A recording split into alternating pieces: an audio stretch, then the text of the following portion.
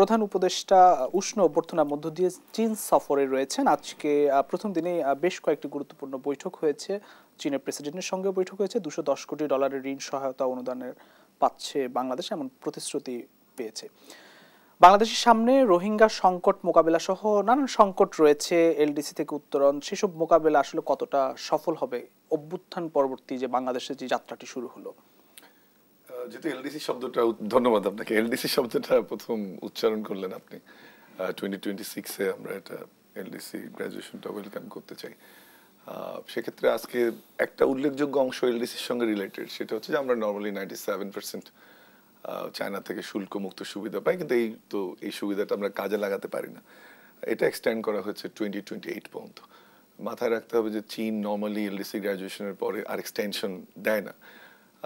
আমার ব্যক্তিগত আশা ছিল যে ওই জায়গাটা একটা আলোচনা হবে এবং সেই কমিটমেন্টটা যদি আদায় করা যেত যে এলডিসি গ্র্যাজুয়েশন পরে আরও এক্সটেনশন যেটা হতো তখন, তাহলে আমাদের ফরেন কারেন্সি রিজার্ভটা ইমপ্রুভ হতে পারত।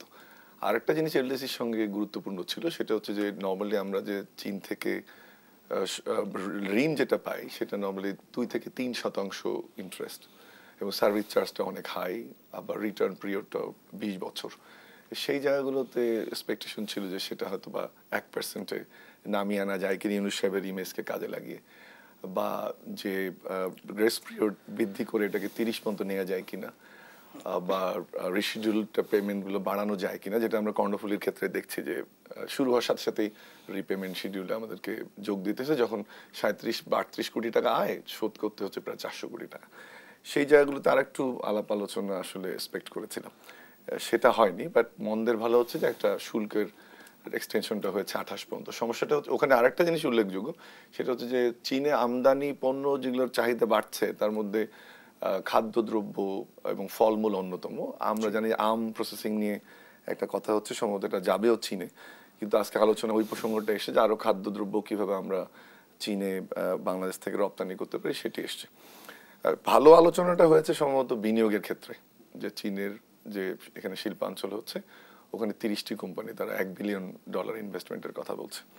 ওখানে আবার অসুবিধা যেটা হচ্ছে যে আমরা ইন্টারন্যাশনালি ফরেন ডাইরেক্ট ইনভেস্টমেন্টের ক্ষেত্রে যে কথাগুলো বলে আসি, আর আমাদের বাস্তবে যে মাঠের অবস্থা, সেটা পোর্ট বলি, এনবিআর এর রোল বলি, বিডা আমাদের বিনিয়োগ উন্নয়ন বোর্ড যেটা, সেটা তাদের রোলটা আবার এরকম থাকে না। একটা উদাহরণ দিই, ওয়ান স্টপ সার্ভিস আমরা 16 সাল থেকে শুনে এসেছি, কিন্তু এখন ওই ওয়ান স্টপ সার্ভিসের 36টি যে সুবিধা সেটি এখনো আমরা পাইনি। আর আরেকটা জিনিস হচ্ছে যে আমরা যখন এই কমিটমেন্টগুলো বাংলাদেশে আসবে, বাস্তব যে চিত্র এখানে, এটা যদি আমরা ইমপ্রুভ করতে না পারি, মনে রাখতে হবে যে ইজ অফ ডুইং বিজনেস আমাদের সিরিয়াল 100 অনেক উপরে, সেটা আমাদের জন্য আসলে ভালো কিছু বয়ে আনবে না। কিন্তু ওটা একটা ভালো দিক যে আমরা বিনিয়োগের জায়গাটাতে একটা আশাবাদ দেখতে পাচ্ছি। আর একটা জায়গায় ভালো হয়েছে যে আমাদের মংলা নিয়ে আমরা দীর্ঘদিন কথা বলছিলাম, যেটার ডেভেলপমেন্ট কি হতে পারে, সেখানে একটা আমরা অনুদানের ইয়ে পেয়েছি।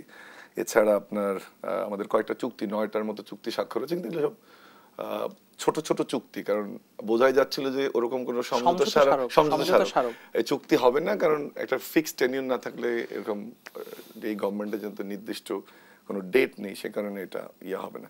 আমি বরং আসার জায়গাটাতে একটা জায়গায় জানি না আলটিমেটলি কি হবে, সেটা হচ্ছে যে পানি নদী ব্যবস্থাপনা সংক্রান্ত অভিজ্ঞতা বিনিময়, এটা আমাদের জন্য গুরুত্বপূর্ণ। এবং দেখলাম যে প্রেস সচিব তিস্তার কথাটা বলেছে। তো তিস্তা মহাপরিকল্পনা 16 সালে একটা অ্যাসেসমেন্ট করেছিল চায়না, এবং সেখানে 10,000 কোটি টাকা ব্যয় এটা হওয়ার কথা, এবং সেখানে রিকোয়েস্ট করা হয়েছে। এবং ওটাও মনে হয় যে একটু এরিয়াটা, যেহেতু ওখান থেকে চিকেন নেকের ডিস্টেন্স, ওই নর্থ ইস্টের ইস্যুসগুলো আছে, কতটুকু চায়না তিস্তা প্রকল্প নিয়ে এগুবে সেটা আমি বলতে পারছি না। বাট তিস্তা প্রকল্প is a must for us, 5টা জেলার জন্য। যে তিস্তার যে আমাদের ভয়াবহতা, প্রায় 1.5 কোটি মানুষ, এখানকার কৃষি, জীববৈচিত্র্য, পরিবেশ, আমরা এটা সাফার করছি। এবং আদতেই ওই 1983-র পরে তিস্তার আমরা পানি আর পাইনি। 14 সালের পর তো গজলডোবায় যখন আপনার বাদ দিয়েছে, এরপর থেকে তো আর কখনো তিস্তার পানি পাওয়া হয়নি। এই জায়গাটাতে আশা করছিলাম যে আরো তিস্তার প্রজেক্ট নিয়ে আরো আলোচনা হবে বা স্পেসিফিক ডিক্লারেশন আসবে, কিন্তু এই স্টেজে এই গভর্নমেন্টের সঙ্গে তো চুক্তি করার স্কোপ অথবা কেউ রিস্ক নেবে না, যে কারণে সেটা আসেনি। স্ট্র্যাটেজিক্যালি আরেকটা জিনিস ইম্পর্টেন্ট ভূ রাজনৈতিক দিক থেকে, যে এই সফরটা, যে বেল্ট অ্যান্ড রোড ইনিশিয়েটিভের আন্ডারে আমাদের প্রায় $24 বিলিয়ন কমিটমেন্ট ইনিশিয়ালি ছিল, পরে এটা ইনক্রিজ করেছে $40 বিলিয়ন।